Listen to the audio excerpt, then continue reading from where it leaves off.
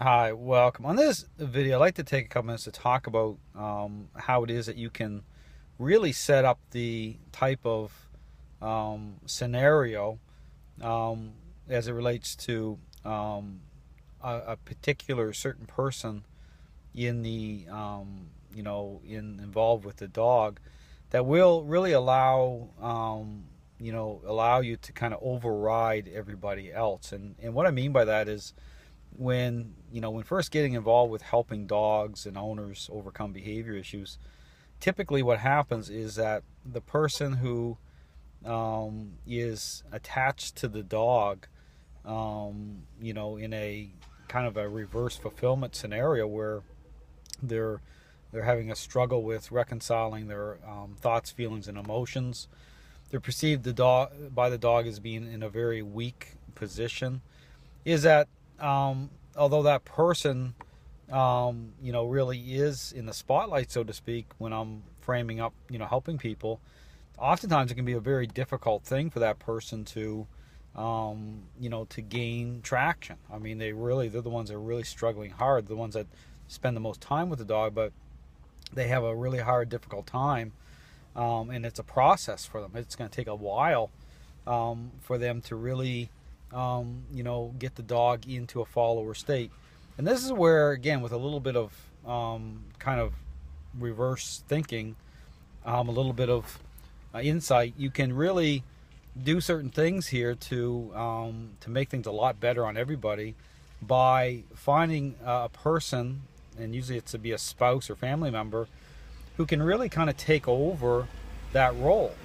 And therefore, by doing that, and just usually the person that the dog's already disconnecting from, because that's what happens. They already see this other person as leadership material, and this is why one spouse always will be kind of more disconnected. In fact, they'll be like, "Man, I don't want anything to do with that dog. That dog is totally, taken over that other person," and they're not seeing it. They're all emotionally tied into it.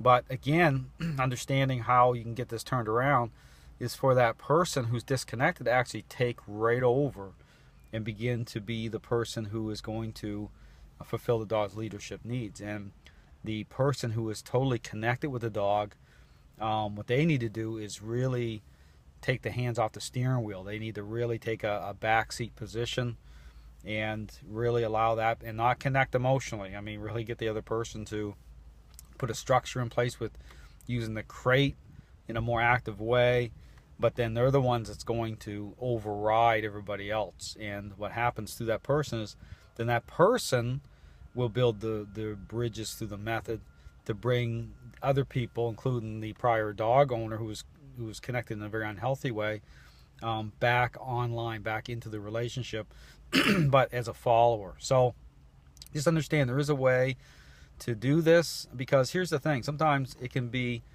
the relationship can be really at a point where people feel like there's no hope at all, that it's just in such a deficit. And don't get me wrong, it is, that it's such a difficult thing for that person who's totally way too emotionally invested to feel like they can do this. But then by getting the other person to get involved and take over, you can bypass a lot of this problem, and then turn it around so that the other person can come back online, and even their emotions and stuff aren't going to play such a role, because the person who stepped in and took over, they're fading at such a level that they're the ones that reshuffle the deck. Okay, so anyway, I'd encourage people to think about that. There's always ways around things. I agree that this can be a very difficult situation for a lot of dog owners who really feel like they're at a major deficit, and they're looking at the level of change that they have to do, and it's a real struggle for them emotionally and everything else.